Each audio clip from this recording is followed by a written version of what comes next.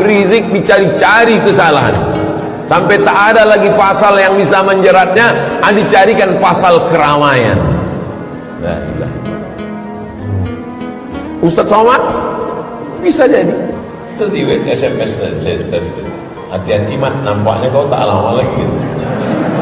Saya masuk bagus tadi.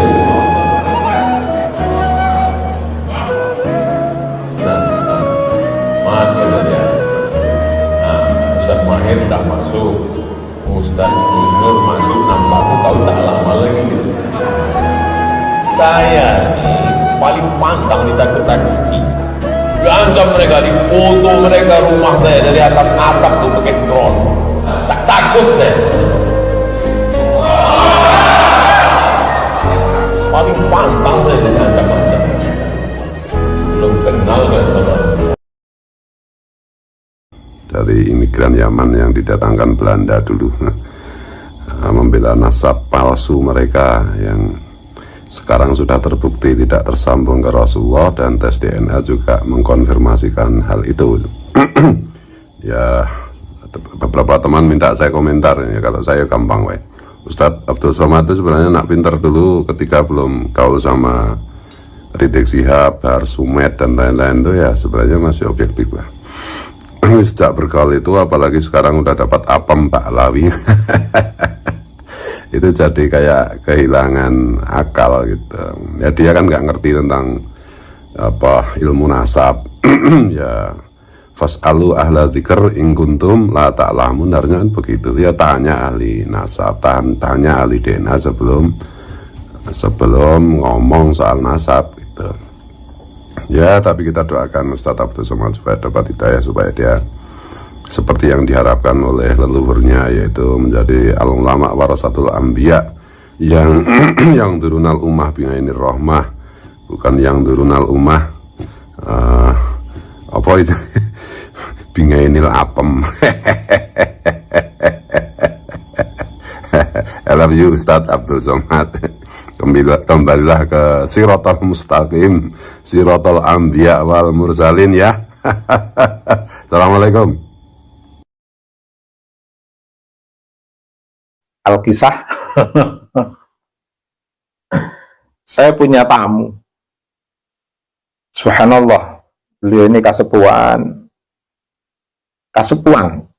kebetulan masa mudanya nyantri di Kajen Pati.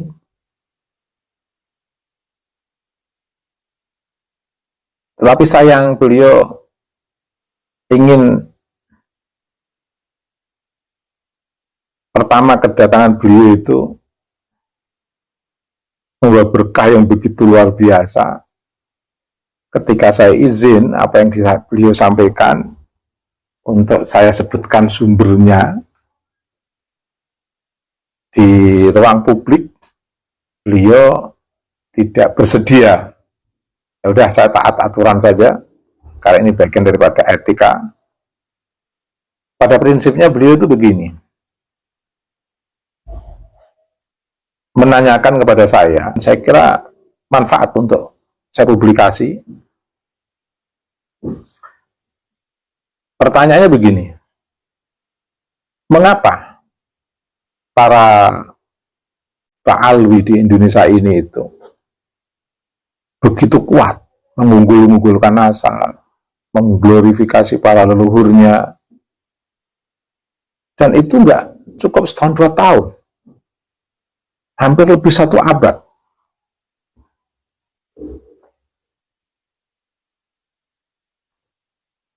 Pertanyaan berikutnya, mengapa sikap jumawa memamerkan nasab, mengunggul-unggulkan leluhurnya, dan memamer-mamerkan buku nasab, itu kok nggak dilakukan di zaman saja? Di zaman nggak ada ta'alwi yang mengunggul-unggulkan nasab itu, mamer-mamerkan nasab secara publik, bahkan menjadikan nasab sebagai alat untuk menghegemoni masyarakat luas. Bahkan atas nama nasab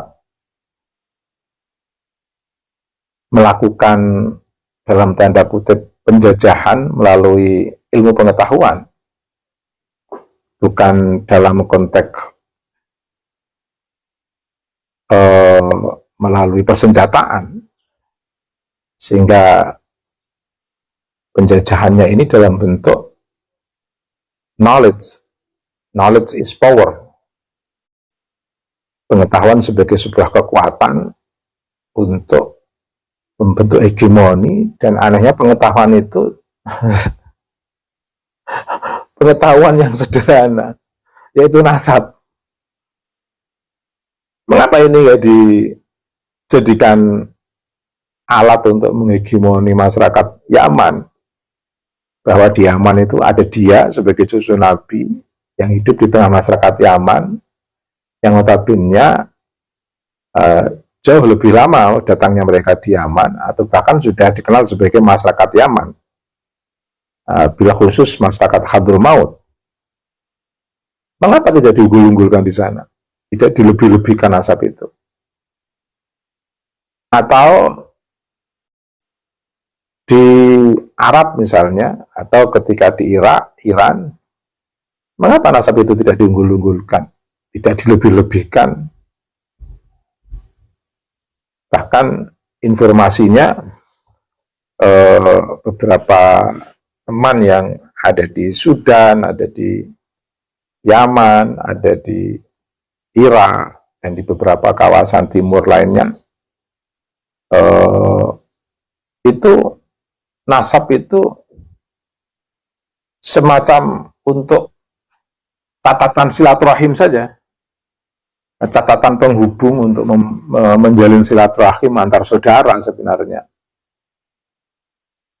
Dan itu kan jadi indah juga kalau itu dipraktekkan di Indonesia, bahwa catatan ba'alwi itu ya cukup untuk silaturahim antar keluarga saja. Nasab itu, catatan nasab itu untuk alat mengumpulkan keluarga. Kenapa nggak dilakukan seperti itu, biar tidak bikin rame di Indonesia ini? Bahkan kenasaban yang diintisabkan kepada Nabi dijadikan alat untuk mencari basis massa. Ini kan jadi problem juga. Di Indonesia itu kesalahan fatal sebagian komunitas Ba'alwi itu menjadikan nasab untuk pembakar gerakan yang dipimpin oleh kaum Ba'alwi, sehingga muncul pembakar gerakan FPI misalnya, pembakar gerakan kisah-kisah sebelumnya yang melibatkan kaum Ba'alwi. Mengapa sih harus di Indonesia diunggul-unggulkan, dipamer-pamerkan? Atau karena melihat orang Indonesia itu mudah dibohongi? Oh, salah. Orang Indonesia itu orang-orang yang tidak mudah dibohongi. Tetapi memang sesuatu yang tidak penting itu tidak diperhatikan, tidak menjadi perhatian yang begitu serius. Nasab itu bagi masyarakat, apalagi masyarakat Jawa, nasab itu nggak begitu penting. Makanya orang Jawa itu namanya kan rata-rata pendek-pendek, nggak melibatkan nama orang tua.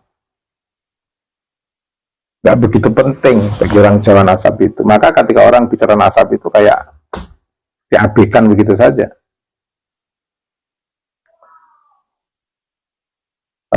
Nggak ada di masyarakat Jawa itu cemburu hanya karena orang menceritakan nasabnya, itu nggak ada. Karena nasab bagi orang Jawa itu malah malu menyebut-nyebut nasab di depan orang itu.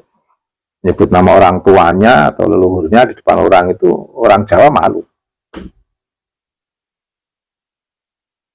Saya sampai detik ini lebih bangga sebagai orang Jawa, dan nyaman sebagai orang Jawa itu nyaman. Dah terkondisikan kejawaan saya itu dari para leluhur.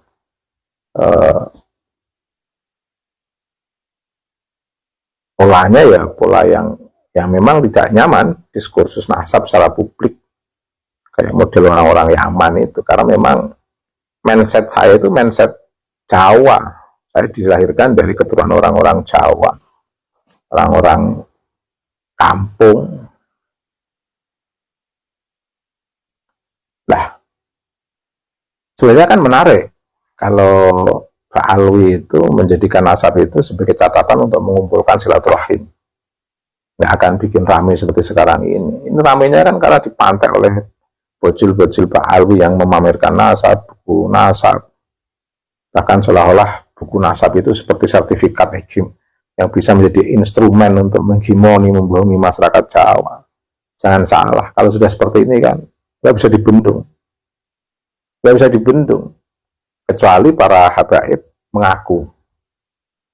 Oke, ada beberapa hal yang sebenarnya untuk bisa meminimalisir diskursus nasab ini yang bisa dilakukan oleh kaum Pak Alwi, lebih-lebih oknum-oknum yang terlibat memberikan kontribusi terhadap maraknya, ramenya diskursus nasab ini. Paling tidak dia harus calling down. Semakin manas-manasi para muhibbin, semakin rame, semakin malu habaib. Karena saya saksikan itu, setiap pembelaan yang dilakukan baik oleh habib maupun muhibbin, itu selalu terjadi blunder. Karena sesuatu yang tidak benar itu mau diego-egoke, mau dibela-bela, itu nanti malah ada banyak sandungan. Semakin ingin membela, semakin banyak sandungan. Jadi begini, membela nasab Pak Alwi dalam diskursus nasab di Nusantara ini, di Indonesia ini, itu kayak orang yang sedang bermain cinta. Ketika orang mencintai orang yang dicintai, dia ingin berkirim sebuah surat, satu kata yang ditorehkan dalam sebuah kertas melalui tinta kerinduannya itu ada seperti 1000 kata yang belum bisa terungkap.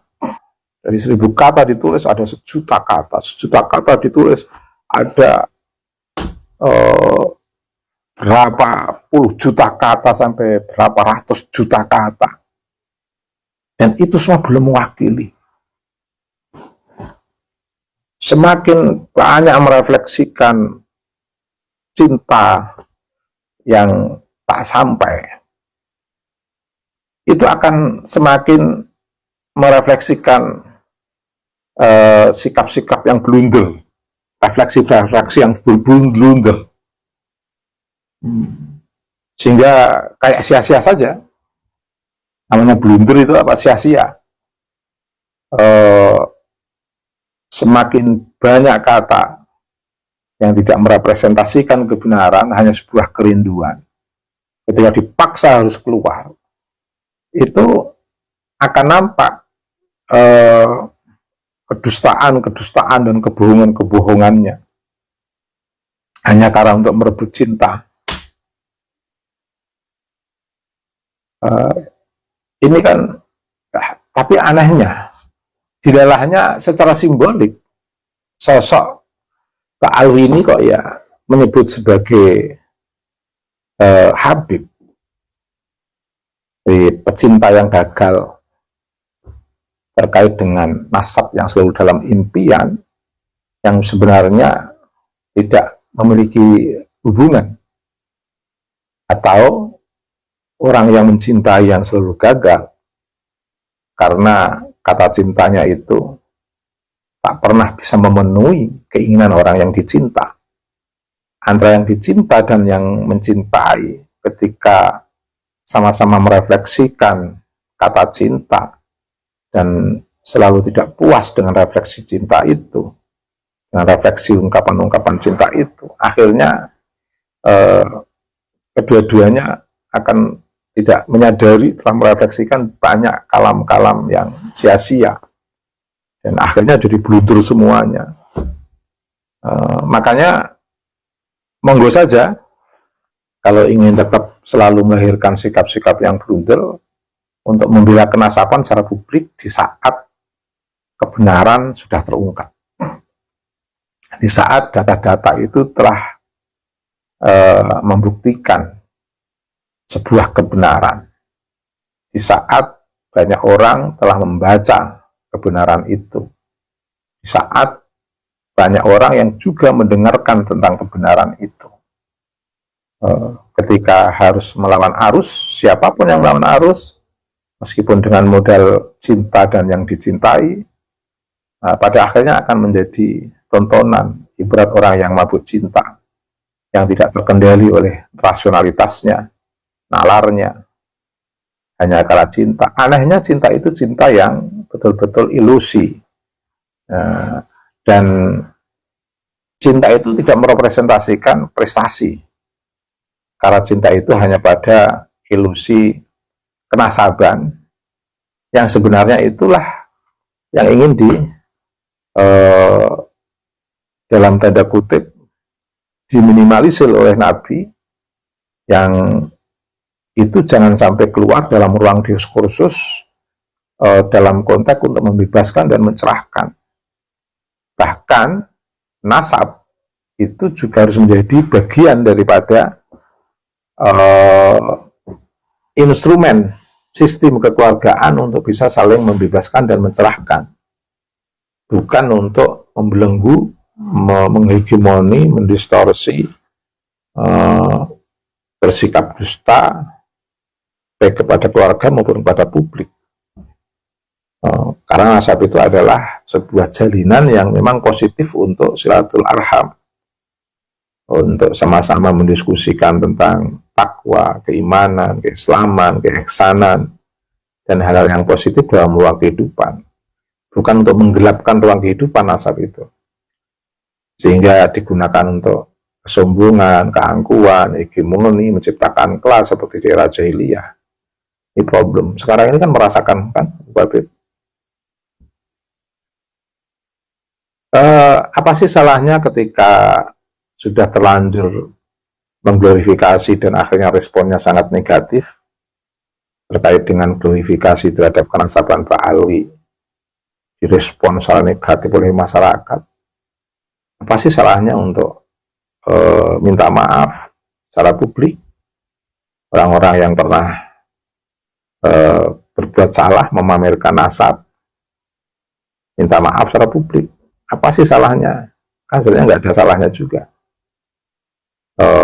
Dan mengakui seluruh relasi kemanusiaan dan menghargai sistem kenasaban siapapun untuk tidak saling merendahkan. Ini kan menarik sebenarnya, karena harus diakui yang memulai ini semua adalah para habaib. Itu terbukti sekian abad orang-orang Jawa tidak pernah mempermasalahkan nasab Habib Pak Alwi. Kalau dulu dipermasalahkan kan bukan karena nasabnya Hasan bin Yahya, tapi karena fatwa.